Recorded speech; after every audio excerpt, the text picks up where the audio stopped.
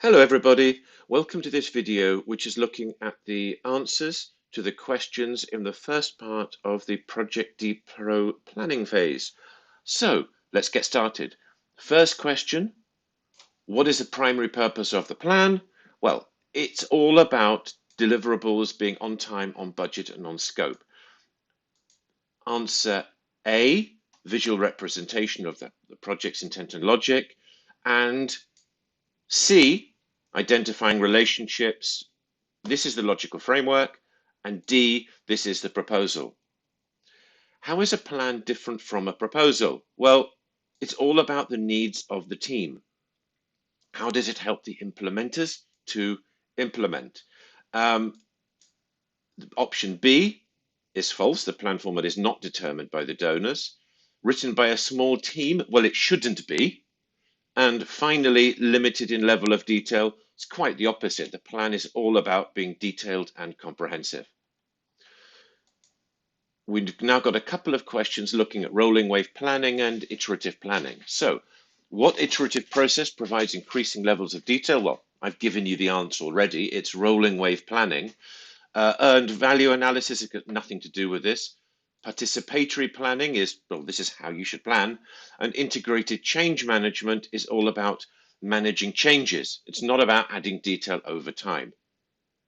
What is the main purpose of ensuring the plan is iterative? And again, the answer is very similar. It's to make sure the plan is a living document that we can, as we go through it, we can add more detail so that the plan continues to help the implementers to implement. And we can see that option A, well, this is about the work breakdown structure, really.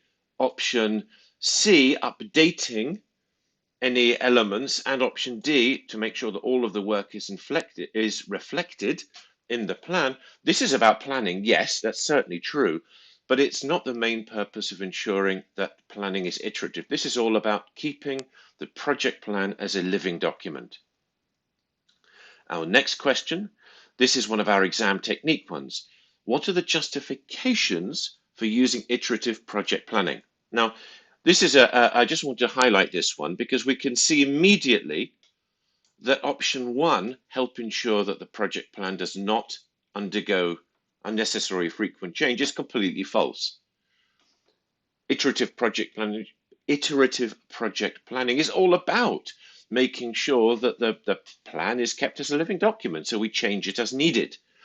So we can see very quickly that option four does not include number one, so it is the correct answer.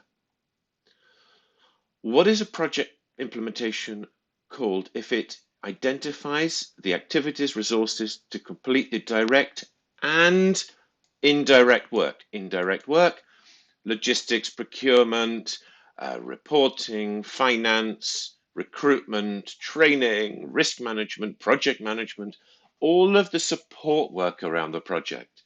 And again, this is one you know it or you don't. Comprehensive is the correct answer. What is the definition of project scope? Now I'm stressing here project scope as opposed to product scope. And here the answer is the work to deliver the results. And that is, again, that's a definition. It's in the guide. That's what it is. Next question. Project proposals tend to emphasize which element of project scope?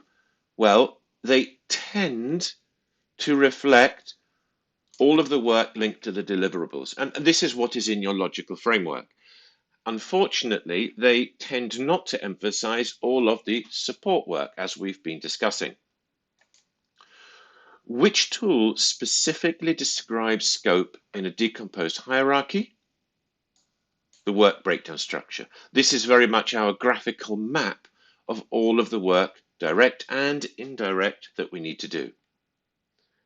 And again, another one of these questions where we can read carefully.